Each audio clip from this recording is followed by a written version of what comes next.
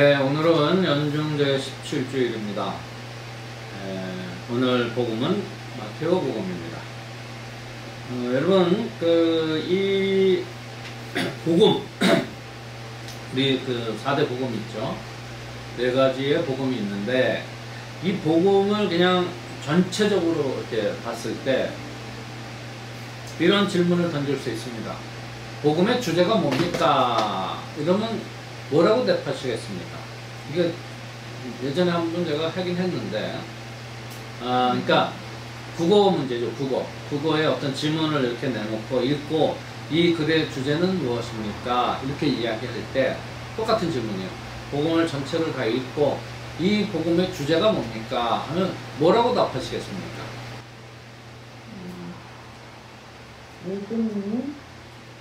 자, 여러 가지로 이야기할 수 있죠. 그죠?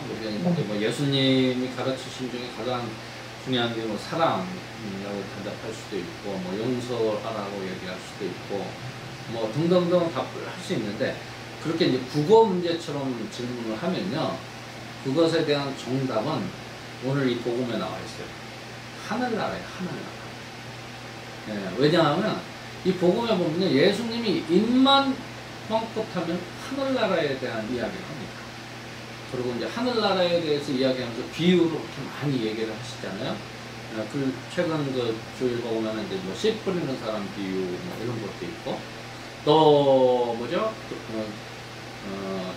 과부가 동전을 잃어버렸다든지, 또 양 한 마리를 찾아 나선다든지, 오늘 같은 경우는 이제 보물, 그죠? 밭에 숨겨진 보물, 또 진주, 값진 진주를 발견했을 때 다 팔아서 산다는 거 아니에요? 또 고기를 이렇게 많이 잡은 거. 그러니까 이 입만 뻥끗하면 하늘나라에 대해서 예수께서 말씀하시기 때문에 복음의 주제가 뭡니까 하면 하늘나라입니다 라고 이야기하면 정답이 되는 거예요. 그만큼 하늘나라에 대한 이야기가 많다라는 거죠. 왜 그럴까? 이걸 한번 이제 봅시다. 예수님께서는 분명히 구원자로 오셨다 그랬잖아요. 그러면 구원이 뭐냐? 이거 제가 누차 말씀드리는 거 아니에요? 구원론. 구원이 뭐냐? 보통 사람들은 이제 교리에 나오는 답대로 예수님께서 인류의 죄를 대신하여 당신께서 십자가에 못 박혀 돌아가셨다.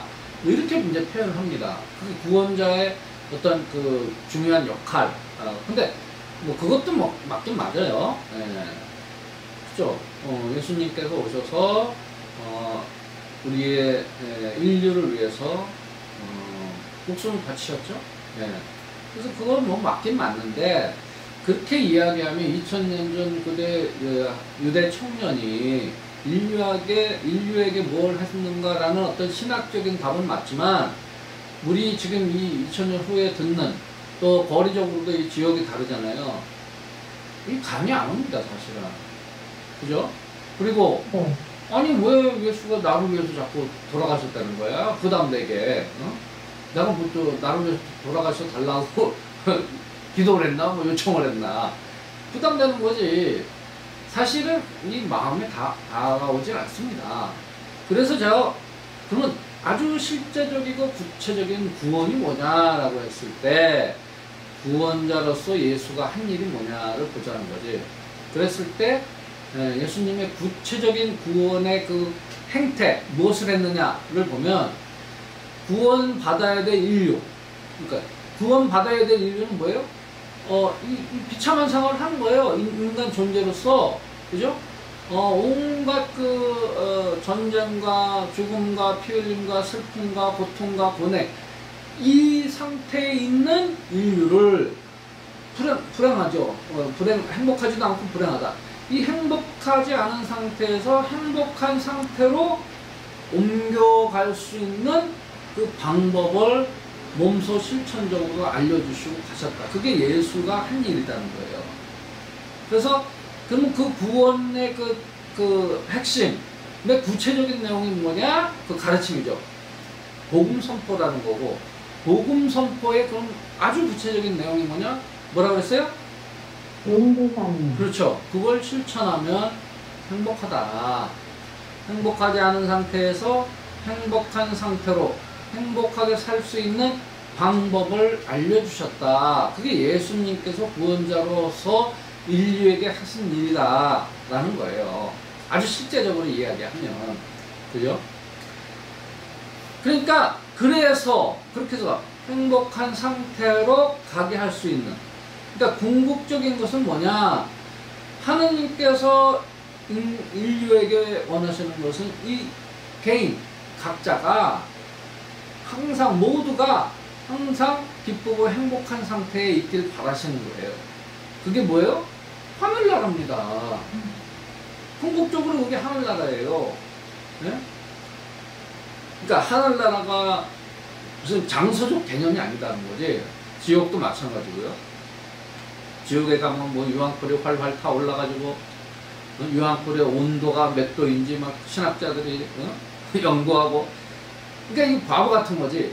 근데 이제 옛날에는 많은 그 사람들이 교육이 짧았다. 그러니까 이 교회 권력이 뭔가 그 인간들을 그 통제하기 위해서는 쉽게, 그죠? 컨트롤 해야 될 거 아니야. 그러면 가장 강력한 그 도구가 뭐냐면 공포를 조성하는 거예요. 그래서 너 잘못 살면 지옥 가. 지옥이 얼마나 무서운지 알아? 유황불이 활활 타고 거기서 고통을 받는데 그게 뭐 1, 2년 끝나는 게 아니라 영원히 고통을 받을 거야 하고 겁을 주는 겁니다. 그러니까 이제 이 지옥 가면 무서워. 그러니까 이제 나쁜 짓 안 하고 살도록. 그죠? 그리고 야, 니네가 착하게 살면 천상 복락을 누릴 것이다. 천당에 가면 뭐 어떻게 돼? 그냥 평화롭고 기쁘고 그냥 뭐 온갖 전쟁과 무슨 뭐가 없는 거지. 고통이 없고 아주 영원한 평화를 누리면서 잘 될 것이다. 이런 상을 또 제시하는 거죠.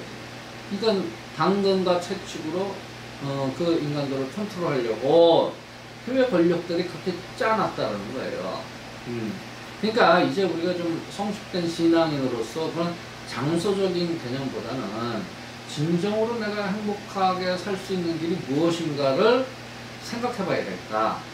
그랬을 때 이제 예수님의 그 가르침, 네 가지 용두삼위를 실천하면 기쁘다 이거예요.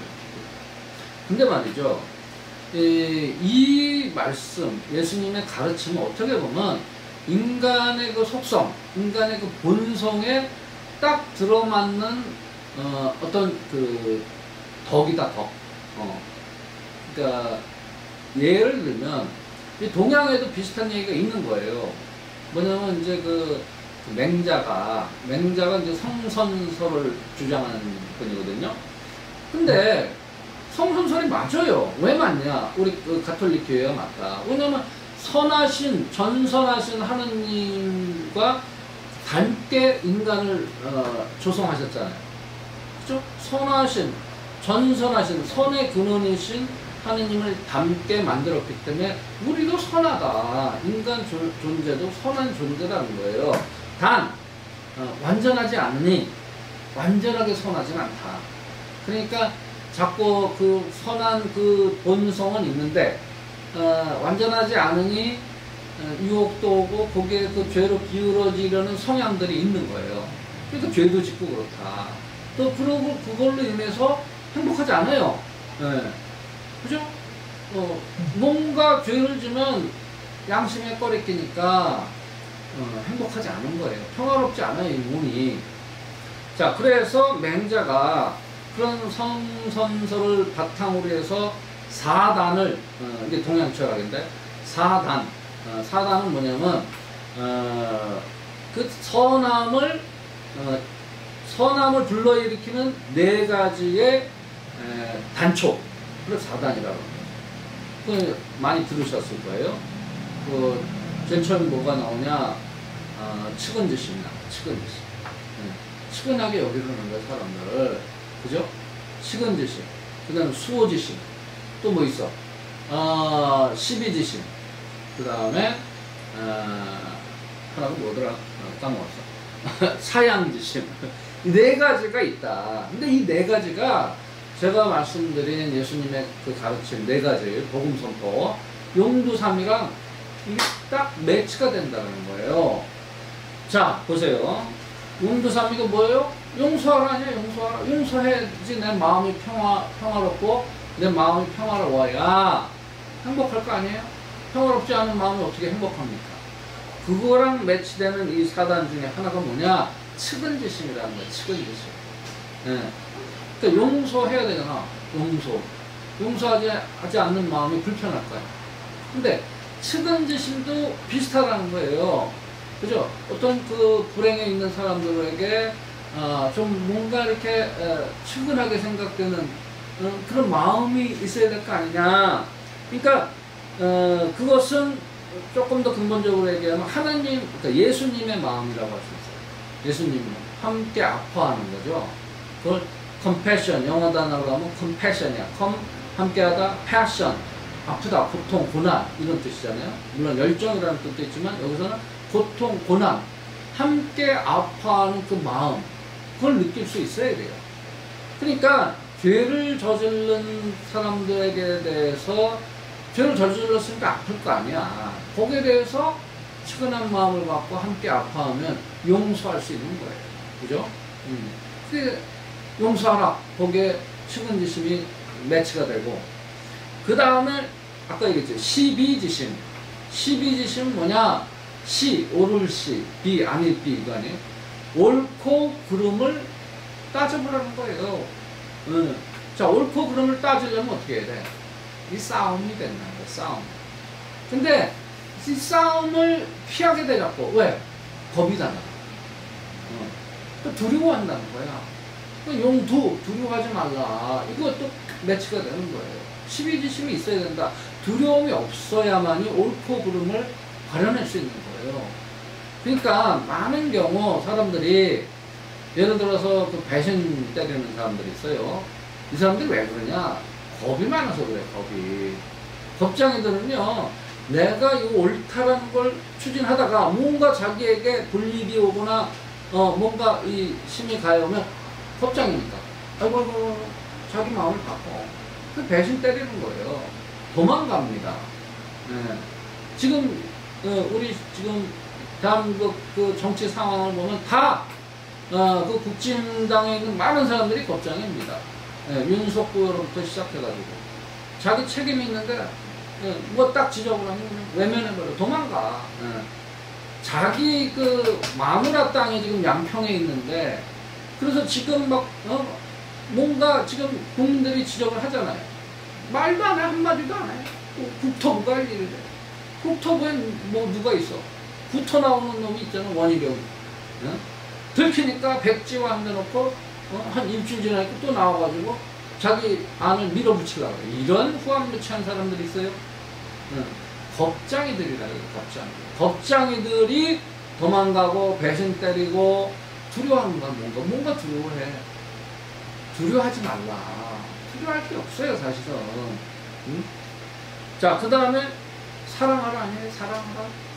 이거와 매치되는 것은 사양지심. 사양한다는 거. 뭘 있으면 사양하는 건 내어주는 거잖아. 사랑을 주는 거잖아요. 네, 항상 제가 말씀드리잖아요. 사랑은 주는 것이다. 제가 이거 항상 우리 혼인성서 칠 때 피정할 때 to love is to give.